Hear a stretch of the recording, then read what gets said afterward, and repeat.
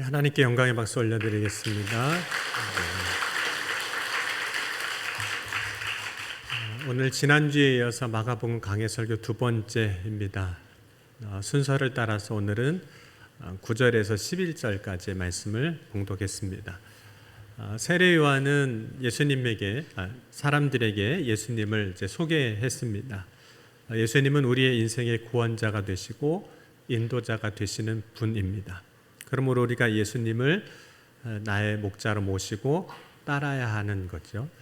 목자 되신 예수님은 우리의 삶의 모든 문제를 해결해 주실 뿐만 아니라 우리를 모든 죄에서 건져 주실 구원자이십니다. 그런데 예수님을 소개했던 그 세례 요한은 그 뒤로 사라집니다. 왜냐하면 오직 우리가 바라보고 따라야 할 분은 예수님이기 때문입니다. 온전히 사람들이 예수님만 바라보게 하기 위해서 자신은 뒤로 물러서는 거죠.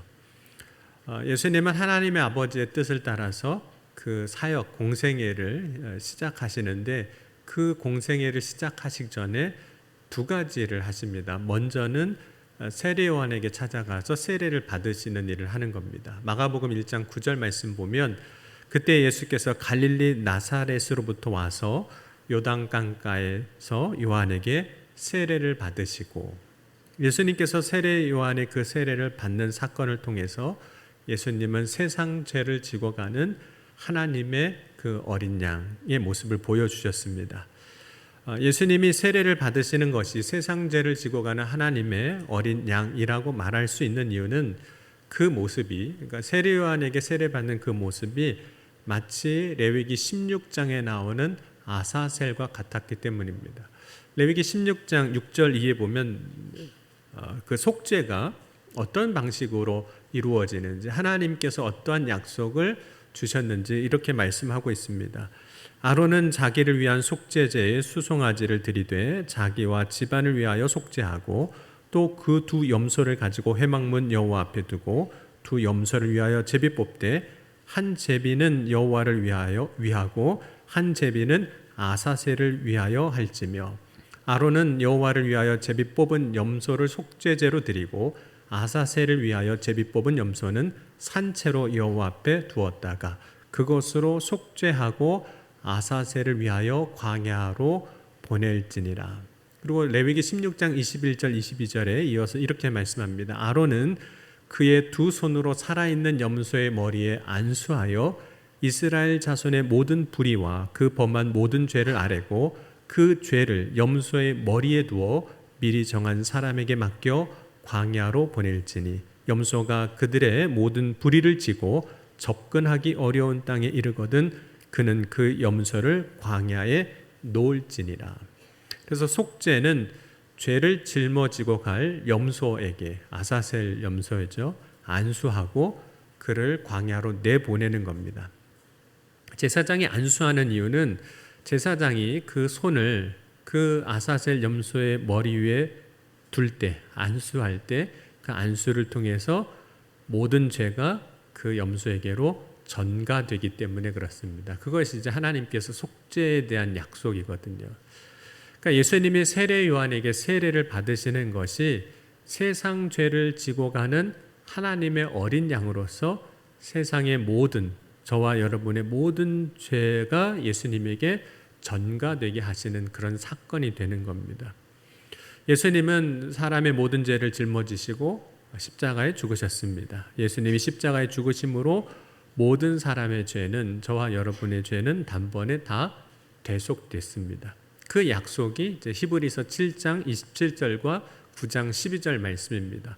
그는 저 대제사장들이 먼저 자기 죄를 위하고 다음에 백성의 죄를 위하여 날마다 제사 드리는 것과 같이 할 필요가 없으니 이는 그가 단번에 자기를 드려 이루셨습니다. 9장 12절에 염소와 송아지의 피로 하지 아니하고 오직 자기의 피로 영원한 속죄를 이루사 단번에 성소에 들어가셨느니라.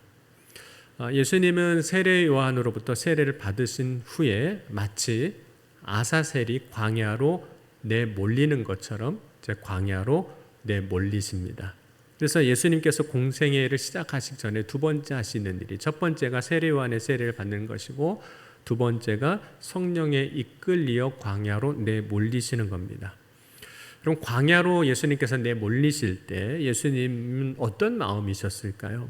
어쩌면 광야로 내몰리는 것이 마음의 불편함이 될 수 있을 겁니다. 왜냐하면 세례를 받을 때에는 하나님께서 내 사랑하는 아들이라고 말씀하셨습니다. 내 사랑하는 아들이라고 말씀하신 그 아버지께서 매몰차게 광야로 내모시는 것으로 느낄 때에는 마음이 좀 불편한 거죠. 여러분, 예수님이 성령에 이끌려 광야에서 40일 동안 금식하고 기도하신 후에 사단의 시험을 받습니다. 그리고 그 당시에 물론 나중에 천사가 수종을 들지만 그 40일 동안 예수님 주변에는 들짐승들로 가득했습니다. 그러니 내몰리실 때는 섭섭한 마음도, 하나님이 사랑하신다고 사랑하는 아들이라고 하시더니 내모실 때는 그런 마음이 들 수 있는 거죠.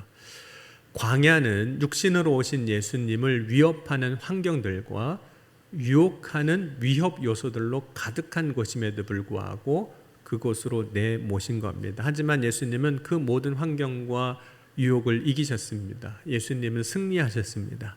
그리고 예수님의 그 승리로 이제 공생애가 시작이 됩니다.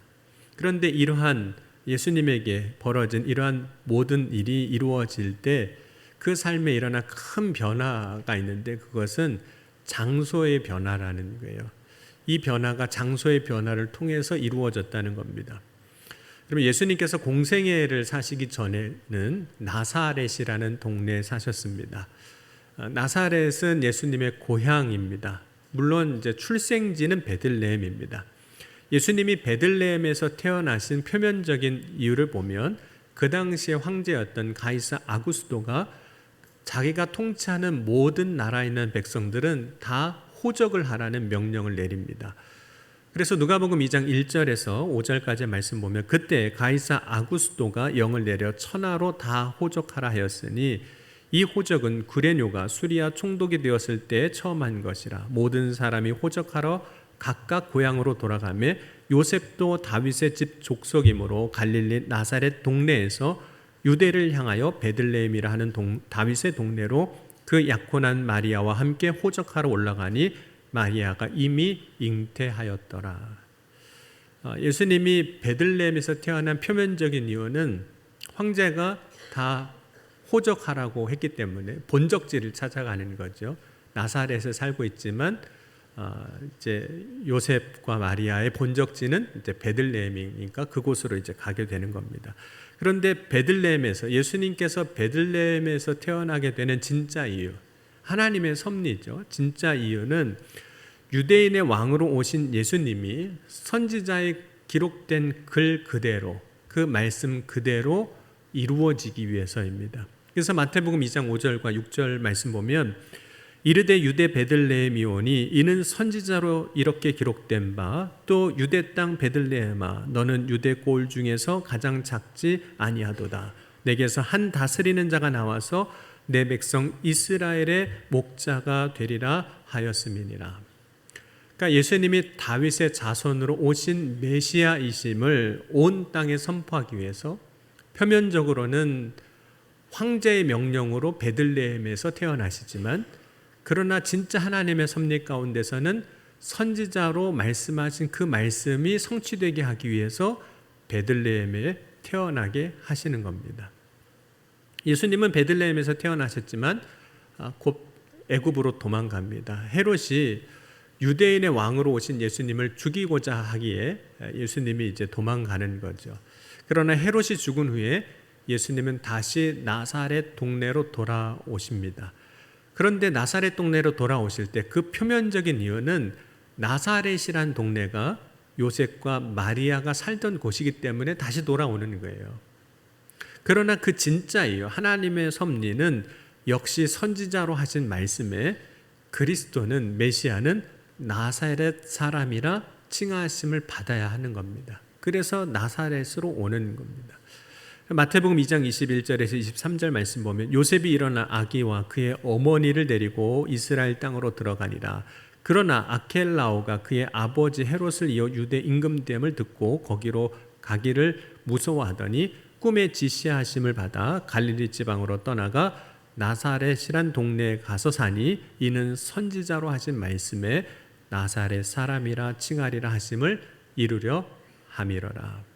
그래서 예수님은 그 이후에 줄곧 공생이 시작하시기 전까지 이제 나사렛에서 사셨습니다. 그래서 예수님이 나사렛 사람이라고도 불리는 이유가 나사렛에서 사셨기 때문이에요. 대략 예수님이 공생이 시작하시기 전까지 30년 가량을 이제 나사렛에서 사셨습니다. 그래서 예수님에게 있어서 나사렛은 굉장히 익숙한 곳인 거죠. 30년 동안 살았으니까 또 편안한 곳입니다. 저는 한 곳에 30년을 살아본 적이 없거든요. 목회하면서 혹은 아버지가 목회하시면서. 아마 여러분들은 이곳에서 30년 아니 그 이상 사신 분들도 계시리라 생각이 됩니다. 사람들은 익숙한 곳, 편안한 곳에서 살기를 원합니다. 왜냐하면 그 익숙한 곳이, 편안한 곳이 우리에게 안정감을 주기 때문입니다. 그런데 하나님은 우리가 익숙하고 편안한 곳을 떠나게 하실 때가 있습니다. 하나님이 아브라함을 하란에서 가나안 땅으로 가게 하실 때 하란은 익숙한 곳입니다. 익숙한 곳을 떠나 가나안 땅, 낯선 땅으로 가게 하신 겁니다.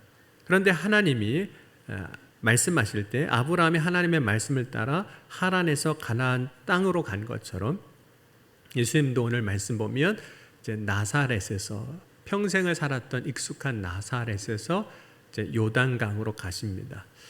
요단강은 예수님이 공생애를 시작하시기 위해서 반드시 가셔야만 하는 곳입니다. 물론 하란에서 가나안 땅으로 갔던 아브라함처럼 먼 거리를 이동하거나 간 건 아닙니다.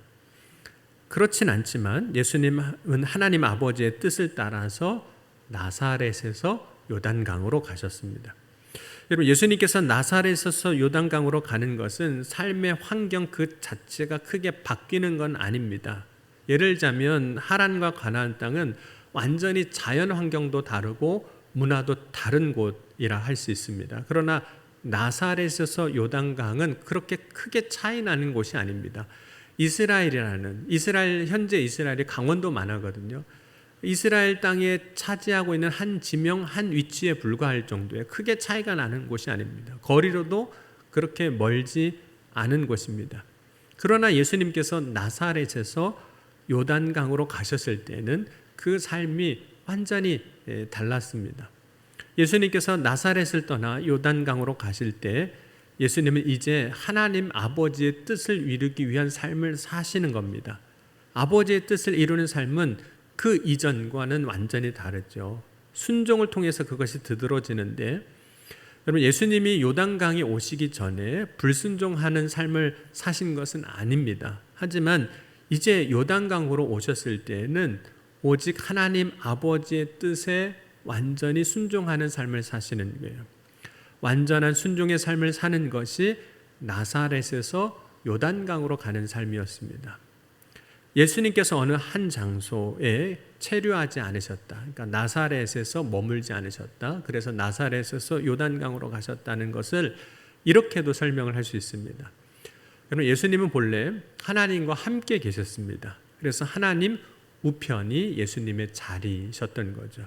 그래서 빌립보서 2장 6절과 7절 말씀에도 그는 근본 하나님의 본체시나 하나님과 동등됨을 취할 것으로 여기지 아니하시고 오히려 자기를 비워 종의 형체를 가지사 사람들과 같이 되셨고, 히브리서 1장 1절에서 3절입니다. 옛적에 선지자들을 통하여 여러 부분과 여러 모양으로 우리 조상들에게 말씀하신 하나님이 이 모든 날 마지막에는 아들을 통하여 우리에게 말씀하셨으니 이 아들을 만유의 상속자로 세우시고 또 그로 말미암아 모든 세계를 지으셨느니라. 이는 하나님의 영광의 광채시요 그 본체의 형상이시라. 그의 능력의 말씀으로 만물을 붙드시며 죄를 정결하게 하는 일을 하시고 높은 곳에 계신 지극히 크신 이의 우편에 앉으셨느니라. 그러니까 예수님은 하나님 우편이 그 자리이신 거죠. 근데 예수님은 그 자리를 고수하지 않으셨습니다. 왜냐하면 하나님 아버지의 뜻이 하나님 우편에 계속 앉아 계시는 것이 아니라 세상에 있었기 때문에 그렇습니다. 아버지의 뜻이 세상에 있기에 예수님은 하늘에서 세상으로 오셨습니다. 이것이 성육신입니다. 그렇다면 오늘 하나님이 나에게 익숙한 나사렛을 떠나 새로운 삶이 시작되는 요단강으로 가라고 말씀하실 때 우리는 어떤 반응을 보일까요? 여러분이라면 어떻게 반응하시겠습니까? 사실상 우리는 그동안 익숙했던 나사렛에 머물고 싶어 합니다. 그 이유는 익숙한 곳에는 내가 갖고 있는 힘이 있습니다. 익숙함이 주는 능숙함이 권력이 될 수 있어요. 잘하니까. 또 익숙함이 주는 편안함이 있습니다. 그 편안함이 나의 삶을 계획하고 살아갈 수 있게 할 수도 있습니다. 내가 익숙한 곳에서 무슨 일이 벌어질지 예측할 수 있습니다. 왜냐하면 돌아가는 걸 알기 때문에. 그러니까 다음에 무슨 일이 일어날 거고 어떻게 될 거라는 걸 예측할 수 있습니다. 그런 곳에서 사는 것이, 그렇게 사는 것이 편합니다. 왜냐하면 예측이 되고 준비가 되고 할 수 있기 때문인 거죠. 그런데 이 나사렛이라는 동네, 예수님이 30년 동안 사셨던 익숙하셨던 그 나사렛이라는 동네는 사실 별게 아니었습니다. 나사렛은 작은 동네였습니다. 심지어 나사렛은 작은 동네였기 때문에 그곳에서 무슨 대단한 사람이 나올 것이냐고 기대받지도 못했습니다. 사람들은 나사렛에서 선한 것이 나올 수 없다라고 생각했습니다. 그럼에도 불구하고 우리는 나사렛이라는 동네에 머물러 있고 싶어 할 수도 있습니다. 하지만 예수님은 나사렛을 이제 떠나서 이제 요단강으로 가셨습니다. 예수님께서 요단강으로 갈 때 이제 세례 요한의 세례를 받으시는 것인데, 세례 요한에게 세례를 받는 것은 어쩌면 예수님이 자신보다 낮은 자에게 머리를 내어주는 겁니다. 자신의 머리를 누군가에게 보이는 것, 내어주는 것은 굴복을 의미합니다. 예를 들어서 신하가 왕에게 무릎을 꿇을 때 신하는 왕에게 자신의 머리를 보여주는 겁니다. 종이 주인의 신발끈을 풀거나 묶을 때, 주인의 발을 씻어줄 때에는 종이 자신의 머리를 주인에게 보이는 것입니다. 그러므로 예수님이 세례 요한에게 세례를 받을 때 자신의 머리를 보여주시는 그 일, 그것이 세상적으로 보면 어떻게 보면 나보다 낮은 자에게 머리를 조아리는, 굴복하는 것처럼 느껴질 수도 있는 거죠. 그럼에도 불구하고 예수님은 세례 요한에게 가서 세례를 받으셨습니다. 나사렛을 떠나 요단강으로 가셨습니다. 이것이 나사렛에서 요단강으로 가신 것의 의미예요. 예수님은 하나님 아버지의 뜻을 따라 나사렛에서 요단강으로 가는 길에 어떤 걸림도 없었고 거리끼는 것도 없었습니다. 여러분, 나사렛이라는 그 삶의 자리는 어떻게 보면 우리가 일상으로 살아가는 삶의 자리라고도 할 수 있습니다. 그런데 요단강으로 가는 것은 하나님이 나에게 말씀하신 그 말씀에 대하여 완전한 순종이 있어야만 갈 수 있는 삶의 자리입니다. 그래서 우리의 삶에서도 이 나사렛과 요단강으로 구분해 볼 수 있는 것들이 있습니다. 오늘 예배 드리는 여러분에게 있어서 나사렛은 어디였을까요? 아마도 예배 드리러 오기 전에 여러분의 삶의 자리가 나사렛입니다. 그런데 예배를 드리러 이 자리에 왔습니다. 예배를 드리러 온 것은 여러분이 순종함으로 주님 앞에 나오는 거거든요. 그러니까 여러분이 나온 이 예배의 자리는 요단강인 거예요. 내가 순종함으로 서 있는 자리, 순종함으로 내가 예배하는 자리, 요단강입니다. 혹시 여러분 집에서 오늘 교회 오실 때 거리끼는 것이나 걸리는 게 있으셨나요? 여러분, 한 사람의 인생을 보면 나사렛과 요단강이 구분되기도 합니다. 요나가 어느 날 하나님 말씀 들었는데 아수르 사람들이 있는 니느웨 성 수도에 가서 복음을 전하라는 거예요. 근데 이 아수르 사람들은 이스라엘 백성들을 침략하고 괴롭혔던 민족입니다. 우리로 치면 일본과도 같은 거예요. 그런데 그 중심 심장부에 가서 회개하면 그들이 구원받겠다는 겁니다. 그걸 전하라는 거예요. 자, 한번 여쭤볼게요. 네. 천국 가서 일본 사람들 만나면 여러분 어떻게 하시겠습니까? 네. 정말 그들도 구원받기를 원하세요? 네, 이게 민족적인 감정이 있어서 그게 잘 안 되는 거잖아요. 요나가 그런 겁니다. 그러니까 하나님이 말씀하시는 그 말씀을 듣고도 그들이 가서 복음을 전하지 않고 반대로 가는 거예요. 다시스로 가는 겁니다. 배를 타고 도망가는 장면에서 그 장면은 요나에게 있어서는 나사렛인 거죠. 하나님의 말씀을 듣고 완전히 순종의 자리로 가지 못하는 그 현장이 나사렛인 겁니다. 그런데 결국에는 물에 빠지고 큰 물고기 뱃속에 들어가서 회개하고 이제 니느웨로 갑니다. 그 니느웨로 가는 그 삶의 자리가 요나에게 있어서는 이제 요단강이죠. 하나님 말씀에 내가 순종하고 가는 곳, 요단강이 되는 겁니다. 여러분, 오늘 우리의 삶에 이제 나사렛이 있습니다. 나사렛은 내가 줄곧 편안하게 살아온 삶의 자리, 익숙한 곳입니다. 내 삶에 있는 나사렛의 의미, 특별히 나사렛이 그렇게 의미가 없는 건 아니에요. 나름대로 의미는 다 있습니다. 그러나 우리는 나사렛에 머물러 있는 것이 아니라 하나님이 말씀하시고 하나님의 뜻을 위하여 보내시는 곳, 가라고 말씀하시는 요단강에 갈 수 있어야 합니다. 물론 요단강도 가보면 그 강이 그렇게 대단한 강은 아니에요. 아마 성지순례 가셔서 요단강 보시고 실망하실 분들이 참 많을 겁니다. 아, 이것도 강이야? 이럴 수도 있어요. 그러나 요단강의 의미가 있는 것은 하나님이 가라고 말씀하신 곳, 하나님이 예수님께 그곳에서 세례를 받으시라고 하신 곳, 그래서 예수님이 하나님 아버지의 말씀에 순종하여 세례를 받으신 곳, 그곳은 하나님 아버지의 뜻대로 살아가는 삶이 시작된 곳인 겁니다. 요단강은 그런 의미가 있는 거죠. 우리는 종종 자신이 살던 익숙한 삶에 얽매일 때가 있습니다. 왜냐하면 익숙한 것이 편하지만 시간이 지나면 편한 것을 넘어서 그 익숙하게 내가 편하게 했던 것들이 진리처럼 받아들여질 때가 있습니다. 여러분, 익숙한 것이 진리로 받아들여질 때 우리는 그것에 얽매이기 시작을 합니다. 그래서 어떤 때는 이렇게도 이야기합니다. 익숙한 것이 옳다라고 말하기도 하는 거예요. 그걸 주장하기도 하는 겁니다. 여러분, 우리가 신앙생활을 하는 상황에서 예를 들자면 드디어 이 예가 합당한 시간이 됐습니다. 여러분, 주일 예배는 몇 시에 드려야 되는 걸까요?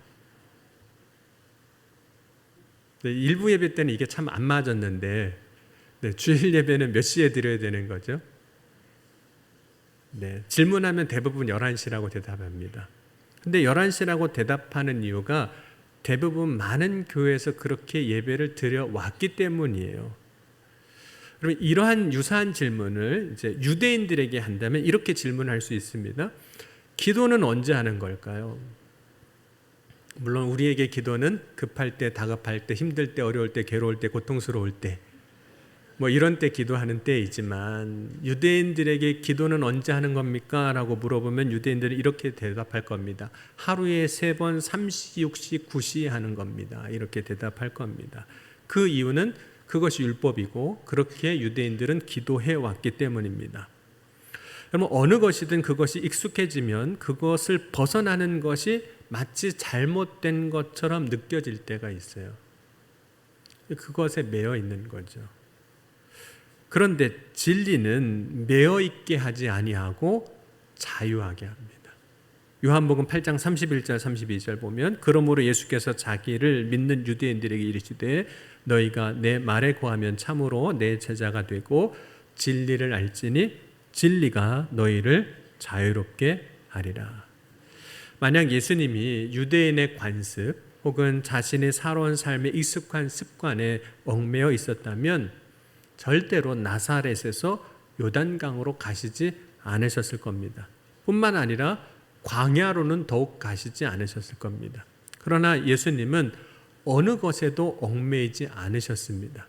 그러므로 하나님 아버지의 뜻에, 하나님이 말씀하시는 것에 온전하고도 완전하게 순종할 수 있었던 거예요.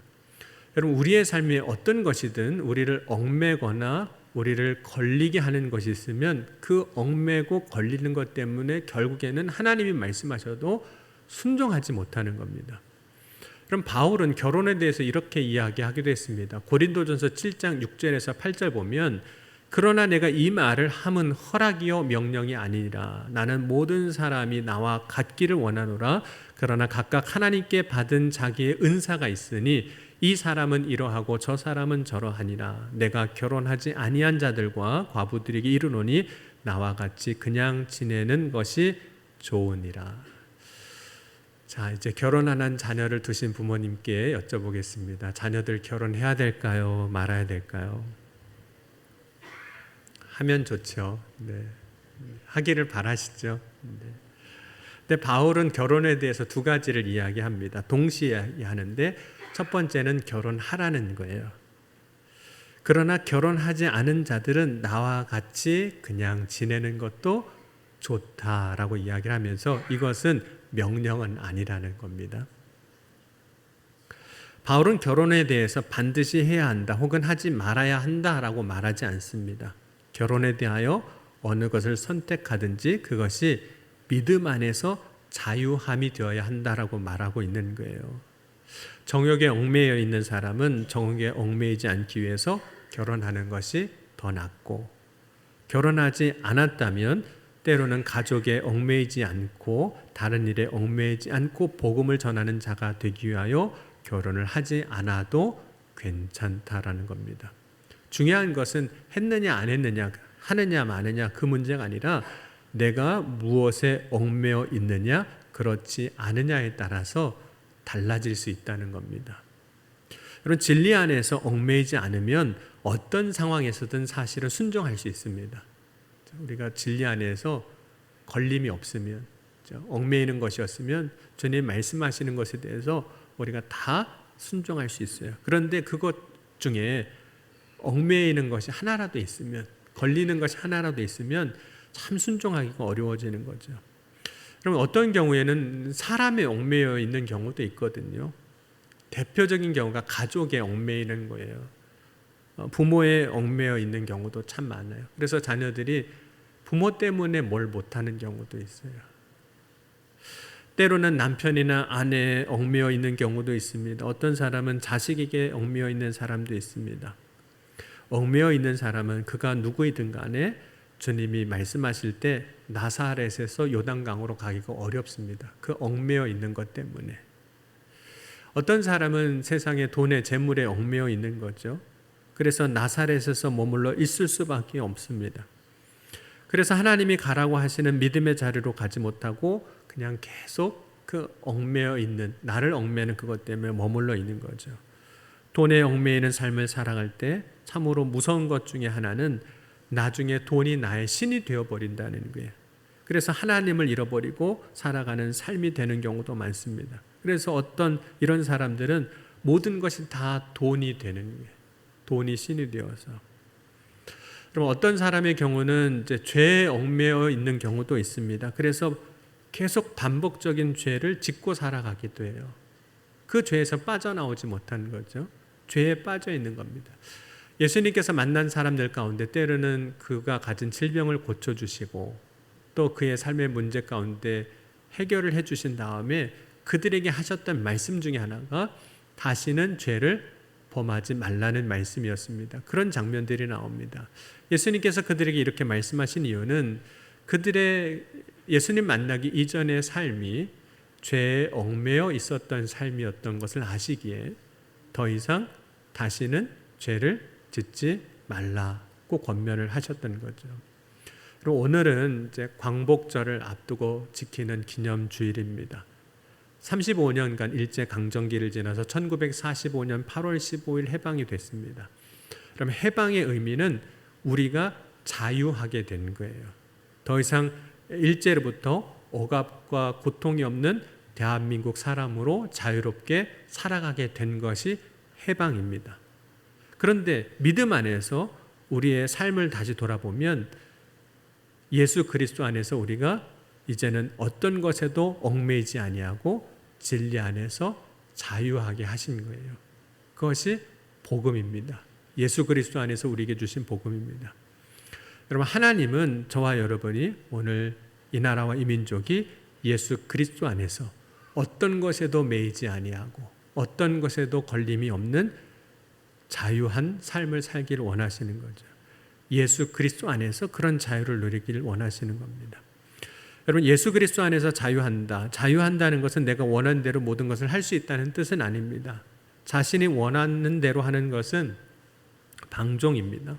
복음 안에서, 진리 안에서 자유하는 거예요. 그런데 복음 안에서, 진리 안에서 자유한다는 것은 내가 하나님의 말씀을 들었어요. 하나님의 말씀을 알았습니다. 그런데 하나님의 말씀을 듣고 알았을 때 그 하나님의 말씀을 듣고 알게 된 그 삶을 살아감에 있어서 어떠한 걸림도 없고 거리낌이 없는 믿음이 되었다는 거예요. 그것이 복음 안에서 자유롭다는 겁니다. 오늘 저와 여러분이 예수님처럼 나사렛에서 기꺼이 요단강까지 갈 수 있는 하나님의 말씀과 그 뜻대로 살아감에 있어서 어떤 걸림이나 거리낌도 없는 참 자유를 누리는 자가 될 수 있기를 주의 이름으로 간절히 축원합니다. 그 자유를 위하여 예수님은 십자가에 못 박혀 죽으셨습니다. 오늘 그 자유, 얻은 자유를 다시 잃지 않고 얻은 자유를 지키며 하나님이 주시는 은혜와 축복 가운데 세워져 나가는 저와 여러분이 될 수 있기를 주의 이름으로 간절히 축원합니다. 오늘 이 시간 주신 말씀 붙잡고 함께 기도하실 때 주님, 오늘 이 시간 우리가 예수 그리스도 안에서 참 자유를 누리게 하여 주옵소서.